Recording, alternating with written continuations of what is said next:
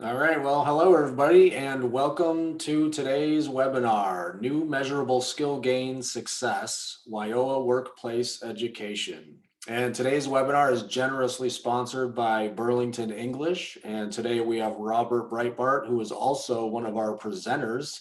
So I'm just going to hand it over to Robert. Robert?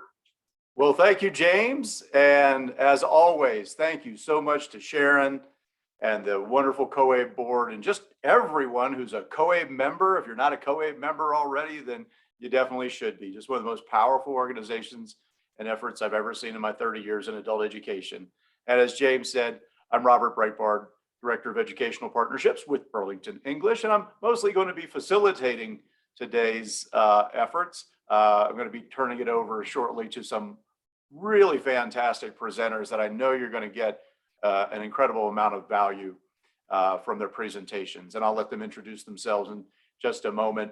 Well, just to make sure that we're all on the same page, in the chat, if you would share how long you've been in adult education. So if you're out there in the chat, would you put, and you could use five-year blocks. You could say 1 to 5 years. You could say, okay, well, yeah, we've got everybody in the pool now. Okay, fantastic, fantastic. All right.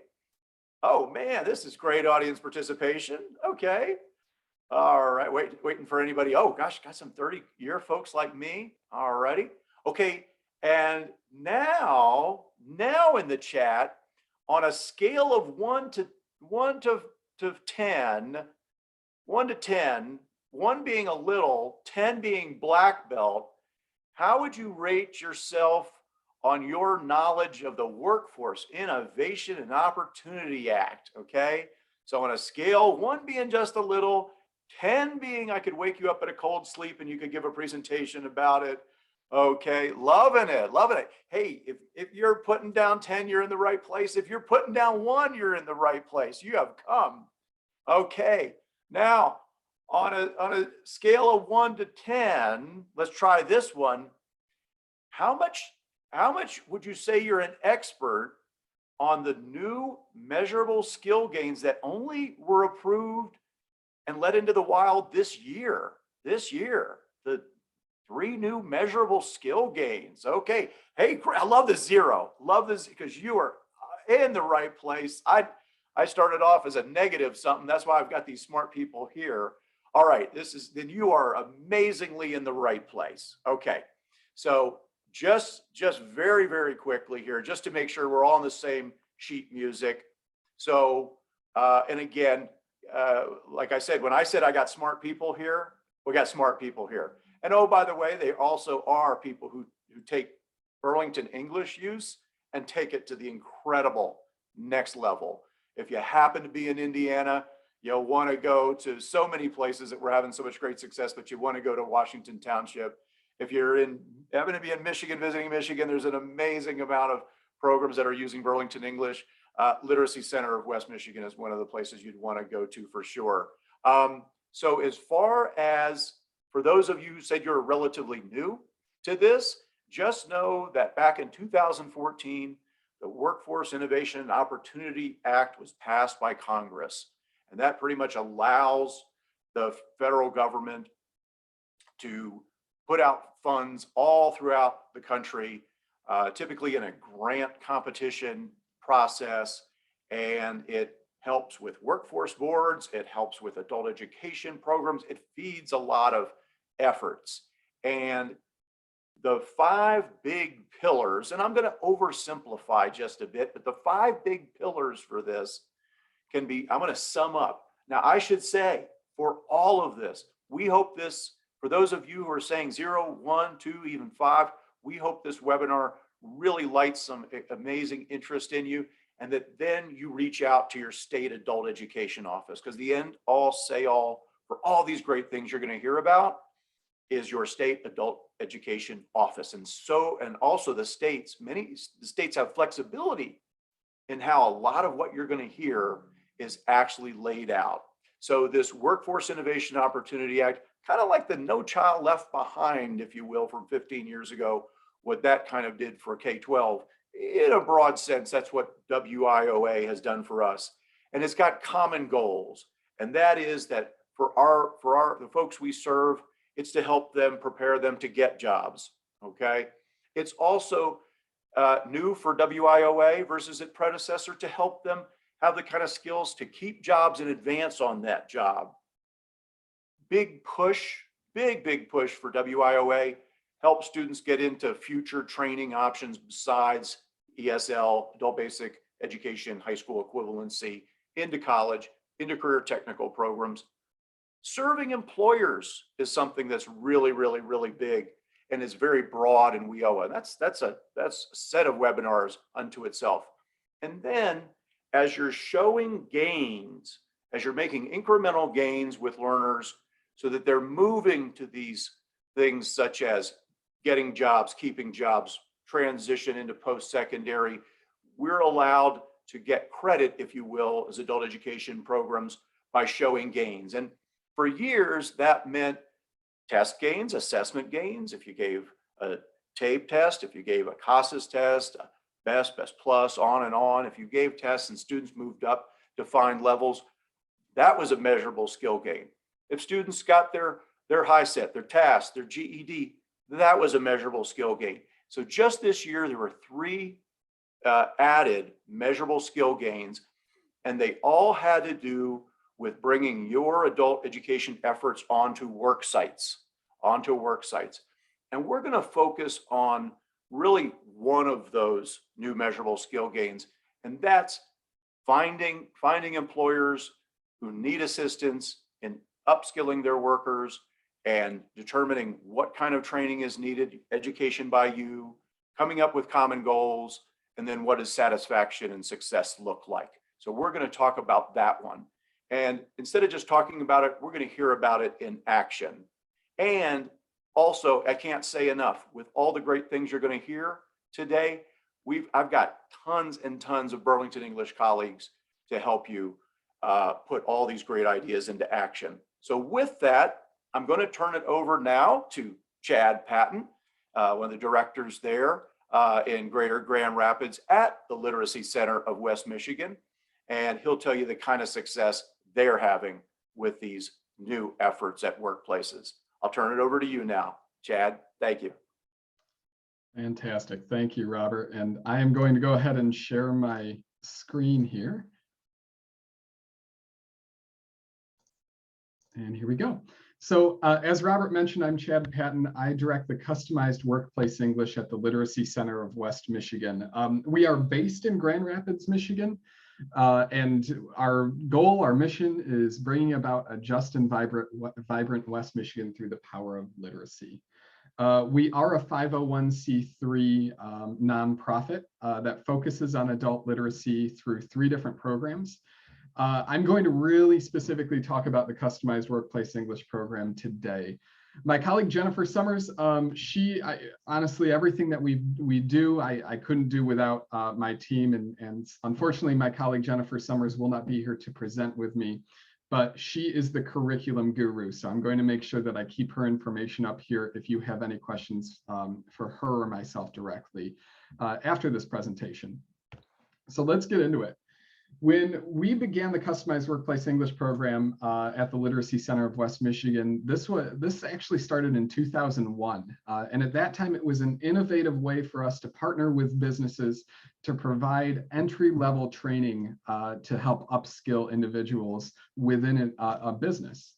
So we've grown since 2001, and I've been with the Literacy Center for 6 years now. And during that time, we've really grown in the number of services we provide to businesses. So when we're working with a business, and some of the different things that we offer, some of the different programs that we offer actually came from businesses asking us for these certain things. So of course we have customized English language instruction. I continue to call it ESL because businesses that's better understood by businesses and easier to market. And then we also have something that a local business named Lax asked that we put together. We use English as the medium for instruction, for teaching to English language learners. And one question was, how do your instructors understand English language learners? And how are you able to teach using English? And we said, well, a lot of training and a lot of experience. So we asked one of our instructors to distill her 20 years of experience into a 4-hour seminar that we share with businesses on how they can have better communications with their English language learners. We, of course, don't just focus on English language instruction, but we do provide instruction to native speakers of English. So that's our customized literacy instruction. And then 2 other things that we're starting to really see businesses asking for are integrated education and training programs that are on site. What you may notice is that businesses have their own internal training, and we partner with them. And this is something that, of course, if you are a WIOA recipient, then you will know that IELCE instruction allows for you to have an English language or basic skills instructor for WIOA come in and teach next to a skilled training provider. And that's what we will do with businesses. We will have an English language instructor working and providing support around a very specific training within a business. And then we have something that's a little bit new that we call onboarding ESL. That's essentially working to get more individuals into the workforce who consider English a barrier, English literacy a barrier, and providing support so that they can get into a workplace. Obviously, many workplaces right now are hiring people at lower or more limited English proficiency levels. So this is something that we have been partnering with businesses to do as a way to respond to current trends in the workforce. So I want to talk to you a little bit about how do you connect with businesses? All right, what's the first thing that you should do? And there isn't necessarily a first thing, but a group of first things that I would recommend. I'll tell you, when I came to the Literacy Center in 2015, I had no clue how to connect with businesses. But I knew how to connect with people. And I was a little bit guileless in the sense of how to really be a salesperson. And to that degree, you kind of need to be a salesperson. You need to know what you can offer in this current climate. If you have funding, that's always a nice thing to say if you have WIOA funding for businesses. And so with that being said, I just started to call businesses. I would do some cold calling. I worked with our local Chamber of Commerce. You'll notice that I have the Grand Rapids Chamber of Commerce's logo here to get information on different local employers. And I would just call their general number. I'd get typically either someone answering or a machine that tells me, where would you like to go? And I'd say human resources, and that's typically where you need to go. And then I'd make my elevator pitch. Granted, you'll get, I'm in West Michigan, so nobody's really going to hang up on me, but they might say, I'm not interested, and you move on with your merry day and make another call. But I also like a bit more of a targeted approach too. So, one of the most important things we did was we partnered with our local community college. Once again, in 2015, 2016, we were approached by our community college, Grand Rapids Community College, about providing an IET. And through that effective partnership, they trusted us enough to connect us with different businesses. And similarly with West Michigan Works, that's our American Jobs Center in West Michigan. So we partner with them. There are talent and career councils that you can get connected with there. And the big thing is, talk about your mission, talk about the benefits that you as an organization bring to different businesses, and have your elevator pitch ready. So the two other things I'll mention, the Literacy Center is, as I mentioned, a 501c3 nonprofit. We actually provide a lot of our trainings to businesses that are paid for by the business, but then we also get donations. And one of our major donors, a few of our major donors, either are high up in administration with companies or are owners of companies. Butterball Farms Inc. is one of those businesses. And Mark Peters has been a huge champion of the work that we do in providing ESL and basic skills instruction. Similarly, at Hayworth, one of the things I did is I went to business fairs or job fairs, and I met someone from Hayworth and had a conversation. I had my pitch. I talked about what the Literacy Center can do for Hayworth, and it took about a year or two to finally get in the doors. But now we have a good partnership with them. And so just that pitch at the right place at the right time, talking to anyone about the great things that you're doing in adult education can definitely open the door for you, but you have to have that pitch. So now you have a business that you're starting to work with. What do you do next? One thing that we recommend, especially if you're going for that MSG 4, which is going to be working with a business to have objectives that you need to reach, and then having the business sign off on those objectives, is do a needs assessment, build those objectives out. A part of that needs assessment is going to be testing. The Literacy Center uses CASAs for testing. And then after that, you can determine, do you need to separate the classes out based on level? Oftentimes you do.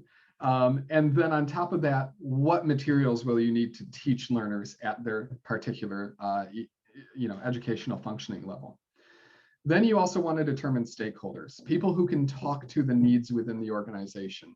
And that typically means human resources professionals. You want to have a champion who's really championing the work that you will be doing within the business. And that typically comes from a training professional or human resources professional.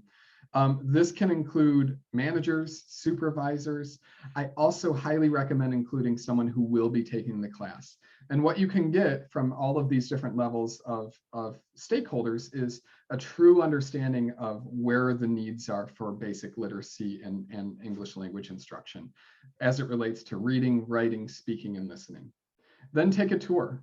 Before you talk to a business, I always recommend know what that business does. And then once you have that basic knowledge, you need to go a little bit deeper. So learn about the materials, the written materials that are being used, the work instructions, the work and process instructions, safety information, personal protective equipment. Learn about all of that information and learn more about what that business is doing so that you can develop and get a greater understanding of the needs within that business. And then gather those documents because you're going to include those within your curriculum. So that leads me to crafting the curriculum. You want to take your needs assessment. You want to also have, I think I mentioned having an MOU, put down your objectives that are co-created with your stakeholders, and to put that into an MOU that this is what you're going to teach and these are the expectations. Once you have that, then you can start to determine what the scope of your curriculum is going to look like, how you're going to address those objectives. And I'll tell you just a few examples of some maybe off-the-shelf curriculum that we'll use. Of course, we use Burlington English as a fantastic tool for providing workplace-specific instruction, right? So we'll pull Burlington English into some of our programs and curriculum. We'll bring in New Readers Press material that we have. We'll also bring in Oxford Picture Dictionary if we have learners who are at a very limited English proficiency level. And then the most important thing is to really tie these things together with a nice little bow and include workplace documents that you can turn into individualized, customized lesson plans. These are all things that we provide our instructors with a curriculum that we develop that shows this is how many weeks, how many days, how many hours, and what are some of the objectives that we'll want you to cover while you're working with this business.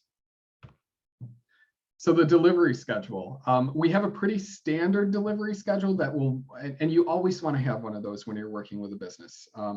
One thing about us being called Customized Workplace English is, oftentimes businesses want you to provide them a product and then you customize it based off of what the business needs. So we developed a product, a standard product, and then we customize it after we start working with the business.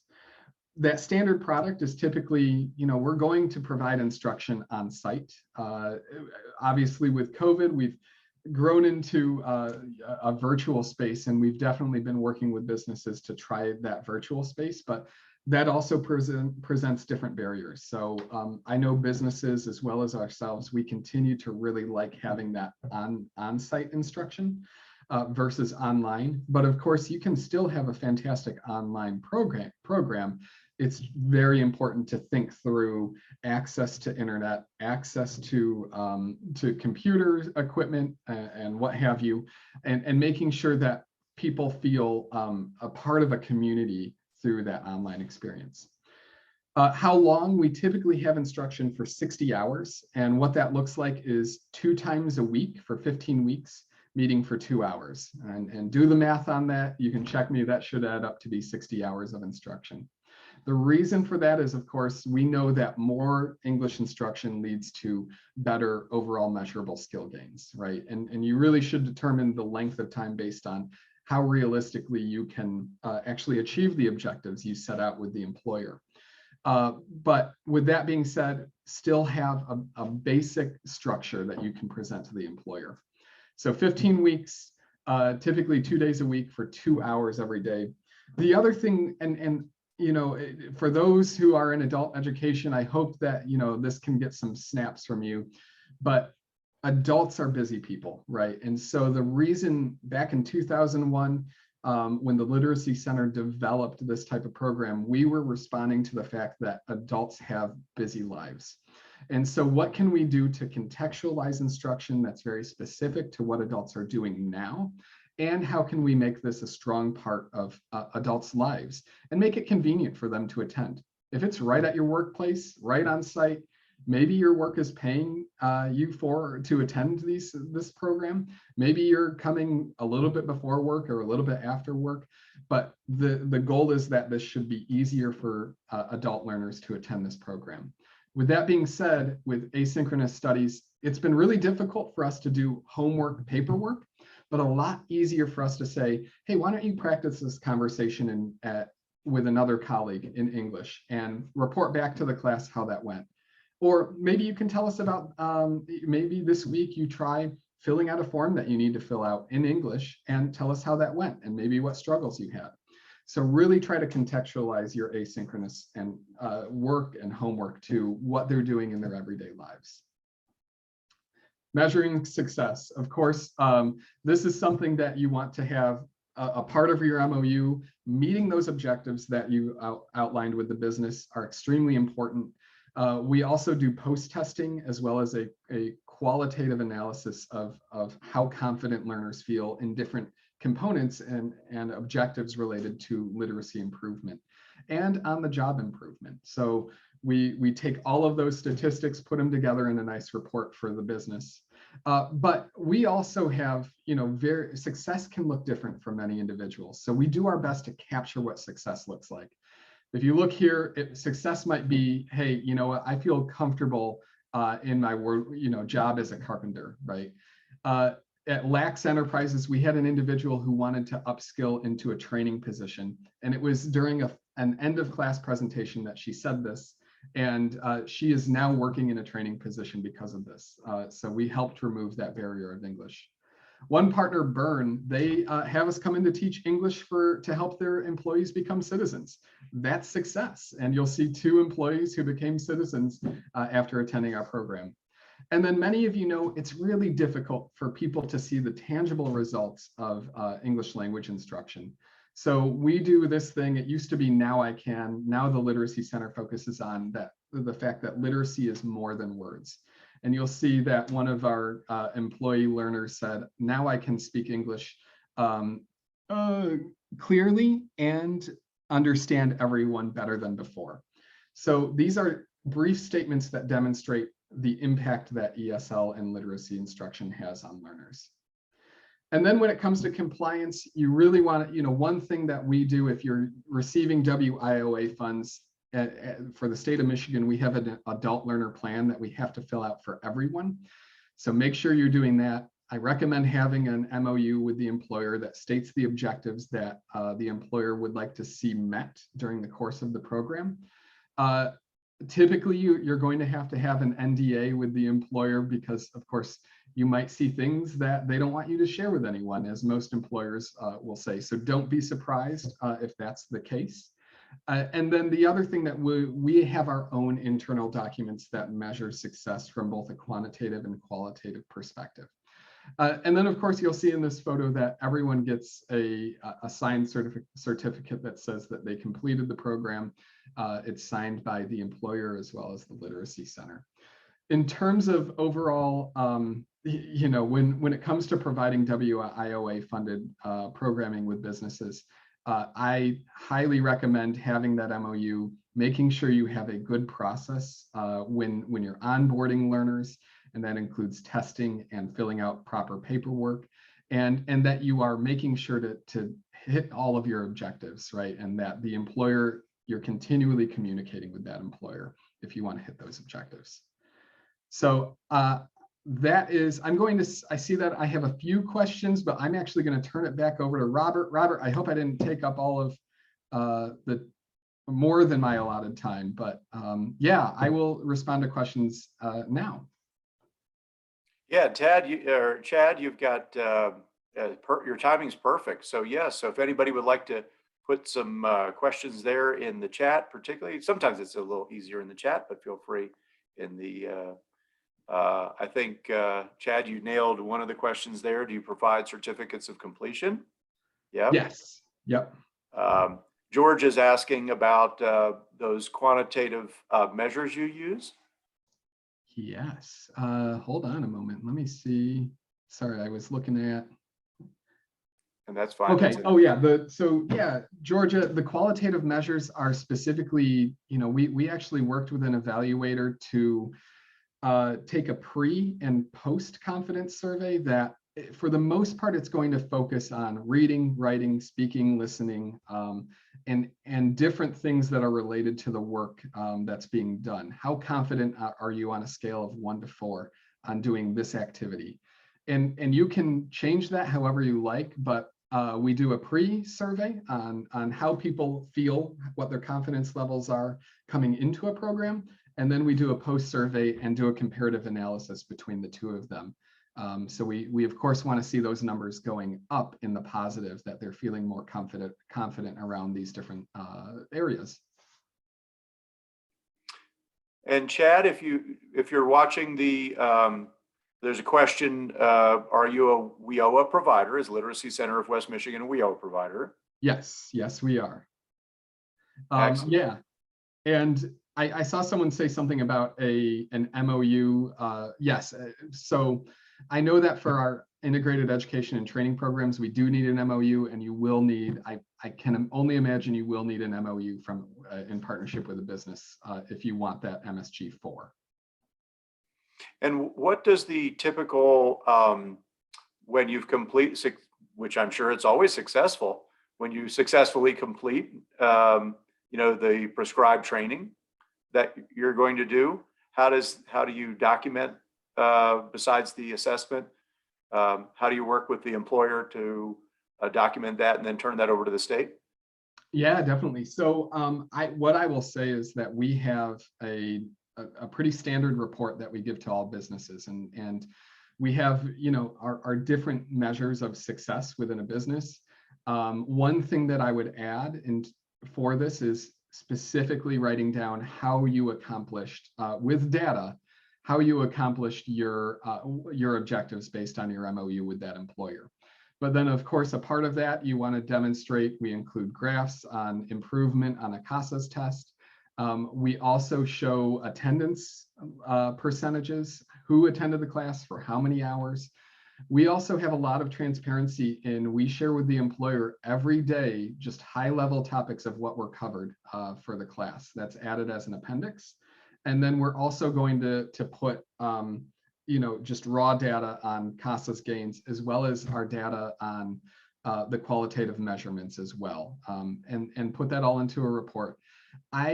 I would be pretty happy, if the state of Michigan were to ask me for this report, I'd be pretty proud of it, and I would definitely give it to them.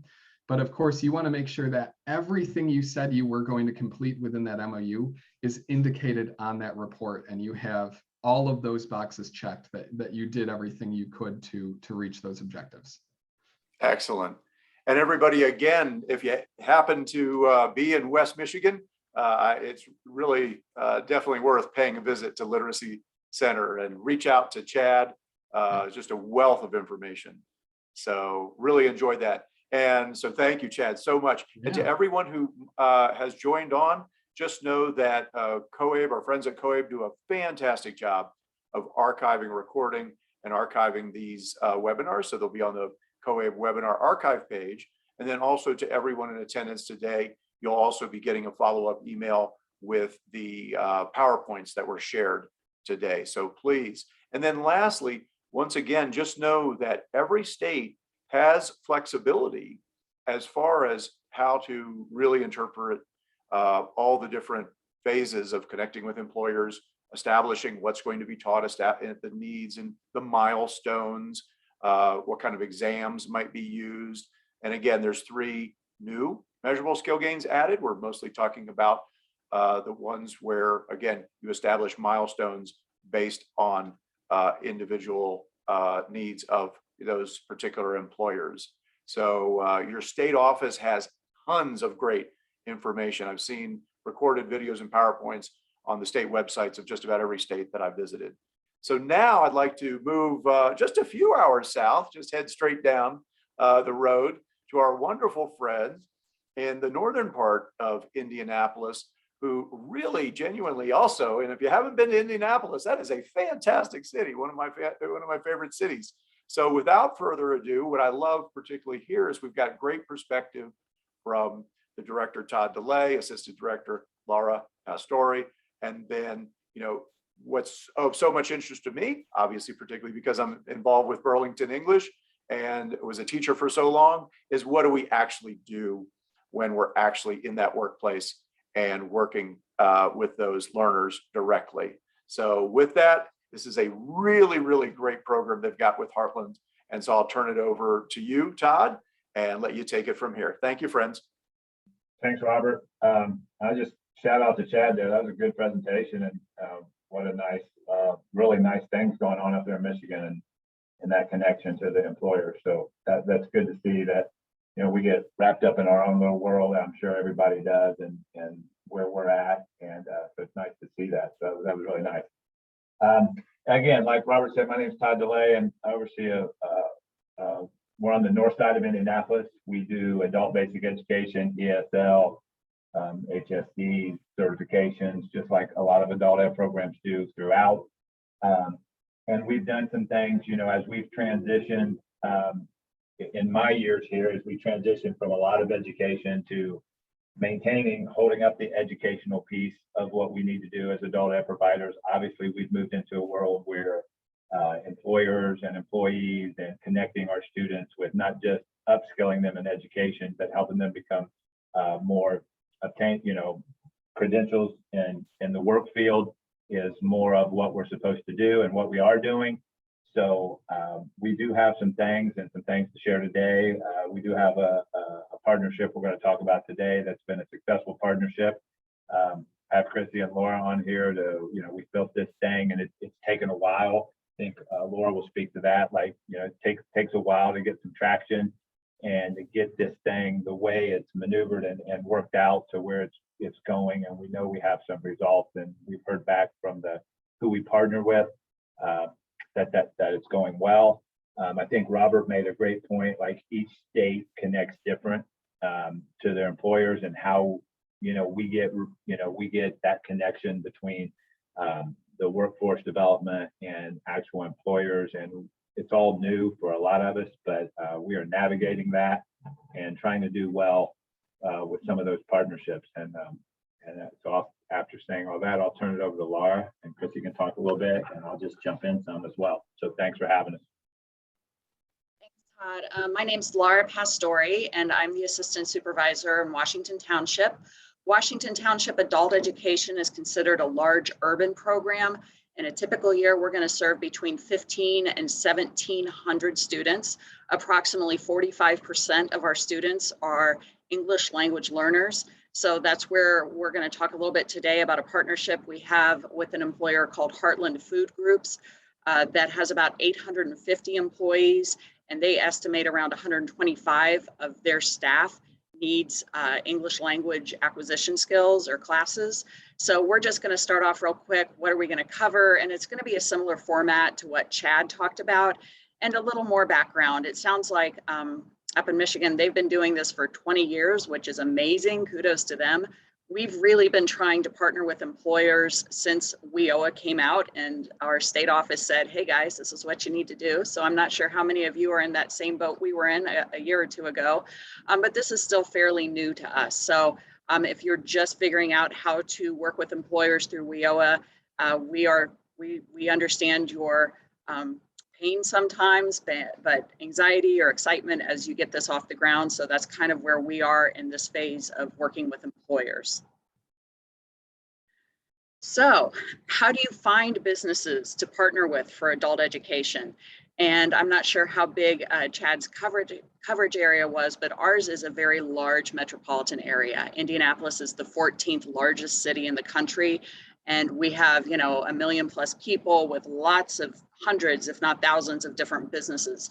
So we were doing the cold calling. I was going through the Chamber of Commerce. We were trying to track down people with this need.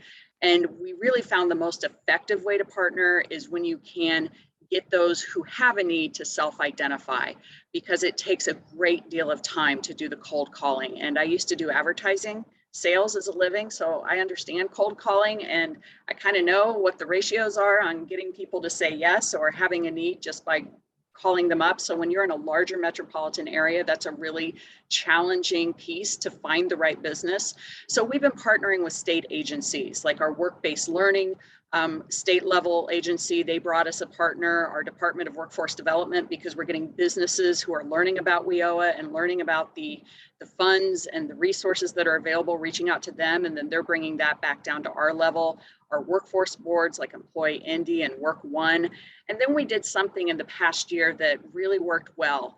We did get some extra funding from our Employee Indy, our workforce board, as they were having, federal dollars through the CARES Act and ESSA being funneled down through them. So we developed a lot of different training programs, and we didn't have enough money to run advertising. But what we did is we worked with a local PR specialist, and really for like $500, we were able to contract with them to do some really strategically placed public relations and press releases. So they went out to some of our local news outlets and actually worked with one of our business journals and started, putting out information about what we were doing. And then we had businesses contact us through those press releases to let us know, hey, if you're doing a certified medical assistant training, which I heard about, we're a hospital network, we really need those students. So finding ways to get your name out there where those businesses can self-identify will make your life a lot easier, because once again, there are businesses that need our services, but it's really hard to figure out who they are if you're in a very large metropolitan area. So one of the key considerations that we learned kind of the hard way as far as determining employer need is figuring out, okay, what do they need, but what do we do really well? And I'll give you an example, because we've partnered with multiple employers, and some of those partnerships have not gone great, but we've learned from them. One of our partners, they wanted us to do an executive communication class, and we have amazing teachers, And we took that on because we're like, hey, this is an area where we can do education. They could really use our need. But in the end, there wasn't an assessment that we could use for it for us. And it wasn't our area of expertise. So we really needed to pull back and say, okay, what do we really do? So our ABE core services are English language and high school equivalency with career training. So we needed to make sure what the employer need was overlapped with something we were really, really good at and had a lot of experience in. We also needed to make sure the need is long-term and renewable. So this partnership with the executive communication, they really only had 15 to 20 people. So we were putting all this work into doing a curriculum, but it was not renewable. The partnership we have now with Heartland, they have 100 plus employees who have this need. So this is a long-term renewable program that once you build out the curriculum, you can keep going for a long time. So that was really important. And then the third consideration in determining need and whether there's an overlap is that there is a benefit to everyone involved. So there's a benefit for the ABE program, for the employer, and for the employee. So if you don't have a win-win-win, it kind of makes it a difficult proposition to be successful. Yeah, Laura, I would just add, Robert, to that, to everybody listening too, like when Laura talks about that win-win, like it's easy for the adult education provider to understand that we're skilling people up and that we educate people and we teach people. It just like, what Chad does, you're helping people, do better, read better, produce better. We know what that is. We've had struggles in past with employers really figuring out like, okay, so you're going to do that. And how does that help us? And again, as we move on with this slide and talk about our relationship with Heartland Group in particular, we'll kind of show you how that's played out. But it is, all employers want to be like, yeah, we'll skill up our workers. Well, you got to dig a little deeper, figure out a little bit more on like, okay, how does that work? And then how does that benefit us? And how does that benefit the employer?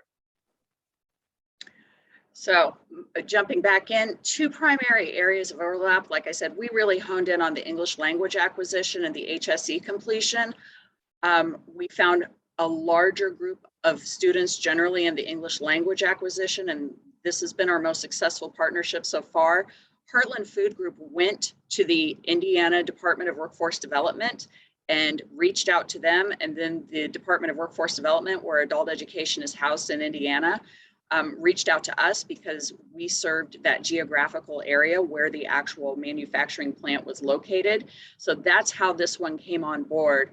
And Heartland Food has a lot of people that come to them through staffing agencies. And I've just included a little quote at the bottom that staff, as companies have a more difficult time bringing people on board, the more they're going to turn to staffing agencies.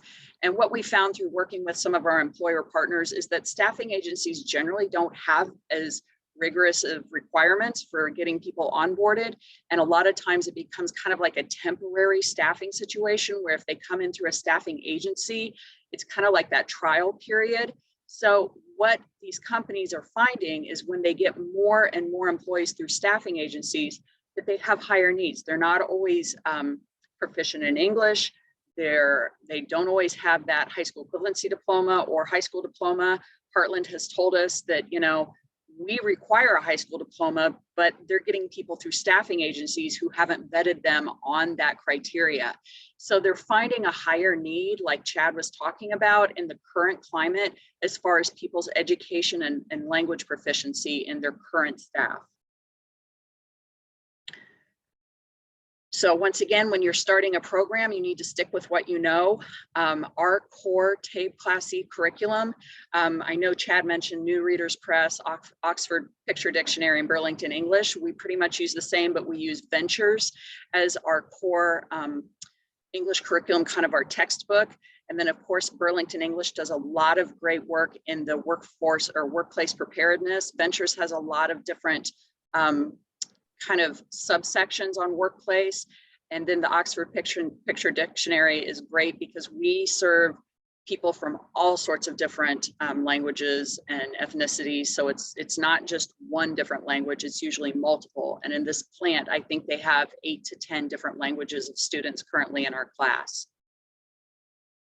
Laura, I'll jump in on that too. Before we get in, like Laura just showed a picture of the actual the actually plant where we have the classes. And the one thing that's been really good with Burlington and these students, obviously, we provide the login for the students and everyone gets their own login. And so they're allowed to come in on the weekends or on their own time before shift or after shift or outside of class to work on computers, the ones you're looking at there. They can log on and work on Burlington English. I mean, we use it as a tool in the classroom too, but they could definitely use it as a tool outside of the classroom. And ever since we've been with Burlington, we've been able to track a lot more success and a lot more academic gains with our ESL students that log on and use Burlington English in distance learning. So what did the class look like? I know Chad mentioned they were doing 2-hour classes 2 times a week. And when we do classes in general, they're 3.5-hour classes twice a week, but these classes were bookended to shifts. Heartland runs 3 shifts a day, so they operate 24 hours a day. So we know that people were about to go into work or just got off a shift. So we made the classes a little bit shorter. In reference to what people were talking about being paid for the classes, that was not something the company was originally willing to do. They were willing to offer this space. They were willing to outfit a complete computer lab. They're willing to put some other incentives in place, but they were not willing to do the paid time for the classes. And from a previous experience, we did have a company that was willing to do the paid time during the classes. And what happened is they wanted the classes to be very short. And unfortunately, if they got really busy, they would pull students out of the classes to go back to the floor because they deemed, when the busy times hit, that the work shift was more important than the classes. What we have been able to partner with Burlington and make sure that students have access to these classes, they promote them within the workplace, their supervisors are alerted when they're doing the class, and really they're being promoted as people who are looking to advance in their career, and they are getting not only promotions but team lead positions and internal recognition within the company. So the pay is important, the promotions are important, but there's other ways to recognize students and show that this type of learning is valued and encouraged. Like Todd said, the distance learning was key. They can do Burlington on their phones, at home, in the computer labs. But we really said, if you're only doing 4 hours of class a week, we really want you doing a couple of hours on your own. And the students were really good about putting that extra time in. So when starting a program, stick to what you know. When you start to measure success and show success, we just used our TABE, Class C, our NRS gains as a measurement of success. We know our teachers understand how to teach to that. We know we have successful resources and Burlington Ventures to help us make those gains. You can see this is the first year. So we started this partnership in August of 2020. And at the end of the 2020 school year, program year, which was ended at the end of May, this is what it looked like. We have 4 classes that were centered around different shifts and different ELL levels. So that 68% is table 4. And that is straight table 4. That is not the new skills gains. That was the old skill gains before the new ones were introduced. This is before the progress milestone was introduced. So we had really strong participation and achievement rates on a typical NRS table 4 academic gain. So we were able to take that back to the employer and share this with them. We didn't get as granular into, saying who showed up when, but we would have check-ins once a quarter to be able to meet with the employer and kind of give them attendance overall, gains overall, how the program was going. And then we met with them last June and shared all this accumulative data from the first year of the program. And now I'm going to turn it over to Chrissy Matthews, because once we established that high level of performance and success with our ELL TABE Class C guided curriculum and our NRS gains, they were really interested in taking it to the next level. How do we do a customized curriculum? And Chrissy Matthews is our lead teacher. So she's going to jump in now and kind of walk through how we put that together. Yeah, hi. During the first year, we partnered with the company. We ran English classes like we normally do at our main site and our outer sites. But this year we wanted to add to the curriculum some content and concepts that are specific to Heartland. So we collaborate with our contact staff member at Heartland. We asked for any kind of documents that the students would have to read, fill out, or use during their workday. Our contact spoke with several of the supervisors there and gathered about 12 different report forms and safety notices that are required for the employees to understand. Some examples of these are a notice about good manufacturing practices, operator inspection reports, package weight check forms, and several others. Along with those documents, she provided authentic pictures of many of their machines, products, packaging supplies, and signage. And also this past summer, she invited our 2 Heartland teachers and me to go on a tour of their facility. The teachers saw many of their students on the tour and loved to see them in action. From my experience on the tour, the different forms and reports and the pictures, I compiled a list of vocabulary words that I thought ELL students would find challenging and wrote some ideas of activities to practice these words. And of course, included some Burlington English lessons that covered these concepts as well.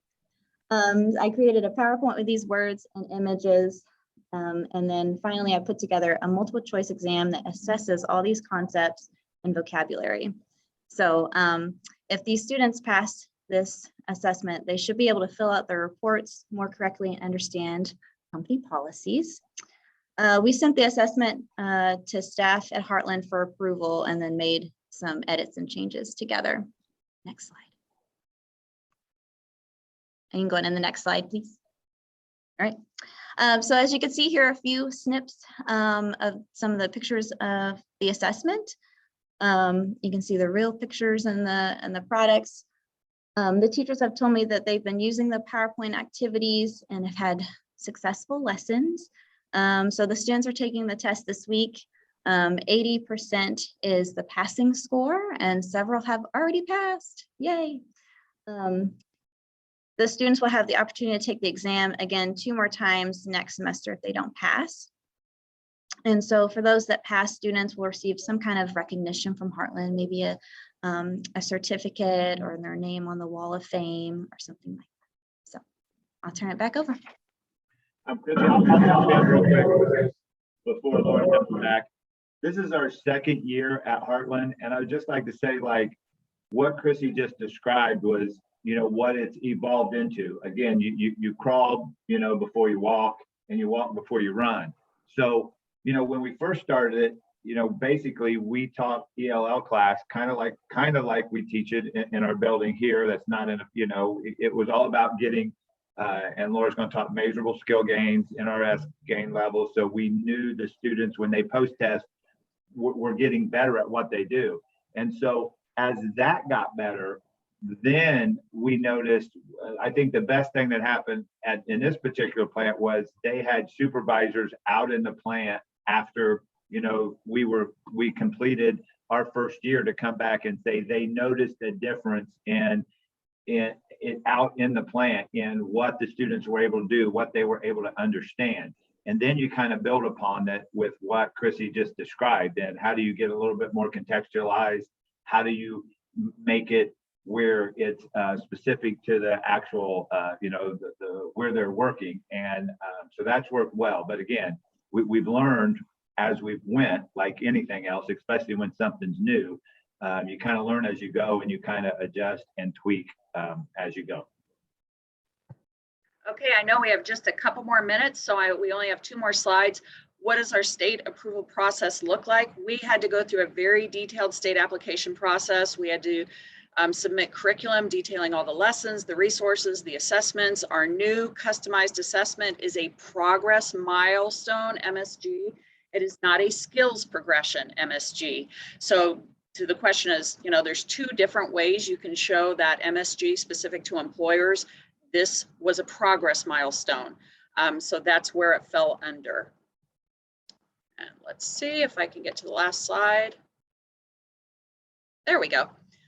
So takeaways for us: the need to coincide with your area of expertise, having buy-in and a champion from the employer/employees is really important. Significant number of employees need to be able to benefit from these services, and it needs to be a win-win-win. There has to be a common understanding on measurements of success. The employer really deferred to us in that first year because they saw us as the experts. So when we were able to show those gains, it really brought them a comfort level of, okay, we're able to do good things here. And then, like Todd said, walk before you run, because we did not need to start with that customized assessment. That would have been a huge jump, and we were kind of pushed to do that at certain points, but it made so much more sense to build a level of trust and be able to show effective outcomes before going to that next step. So that's kind of what we learned and what we took away. And thank you all for your attention and sticking with us today. I hope it was helpful. And we're going to turn it back over to Robert now. Thank you, friends, and thank you to our good friends there at Washington Township. And as Todd said, their success that they've had with Burlington English is just really off the chart. But things like that and things what Chad just described, it really doesn't happen. Unless it's the great folks like yourselves who are putting all these things together. And we know that so much of this is new. So please, again, we'd love you to have the same kind of success. And I also like to think that Washington Township and Literacy Center of West Michigan, this is just the very beginning for them. So again, thank you to our great presenters, and particularly to Chrissy, who's there. And please, you've got a poll right now. Please complete that poll. But in our just closing last minutes, if there's any last questions that you have in there, we'll make sure that we save the questions and do our very best to get back to you. And for those of you who, particularly you're looking for, what do you do when you sit down with those employers to establish those goals, establish those milestones of what is needed? Just know that Burlington English, we are adding so much to not just our core, our general, program to serve all the needs that any English language learner would need. But also, as you can see on the screen, we're constantly adding more and more English for specific careers. So particularly for those of you who are administrators or support teachers, just know that everything that your instructors are going to need to, day in and day out, meet the needs of those employees at the job site, we've got for you. And I think the big thing also that Lara was bringing up was the asynchronous, because so oftentimes in the past, the biggest barrier to success for programs like this was not enough time, not enough contact time with employees. And so just know, like Lara was explaining, that with the asynchronous portion, the fact that with live instruction, you get students excited, download the Burlington English with them on their smartphone or any other device that they've got. And we're tracking this around the country, and we are seeing incredible usage out there as far as folks who are participating in a live program, but that are then going off and on their own doing incredible amounts of hours on their own time with the seamlessly matched blended learning concept for Burlington English. We know that for so many of you, this is relatively new information. So you've got an incredible amount of coaches right here who'd love to help you out. And that's all my colleagues from Burlington English. Well, with that, I thank you very much in attendance. And again, to my wonderful, wonderful colleagues, Todd, DeLey, Lara Pastore, Chrissy Matthews from Washington Township, and then Chad, Patton, and all the incredible people at Literacy Centers of West Michigan. Thanks for all you do. Again, any questions, reach out to us. I'm robert.b@burlingtonenglish.com, or again, your local representative to help you have the kind of success that you just saw today. Thanks, everybody. Stay safe, stay warm out there in this northern climates, and happy holidays to everyone. Be well. See you on a future webinar. And as always, thanks to James, Sharon, and all the great people at COABE. Have a great rest of your day. Thanks again.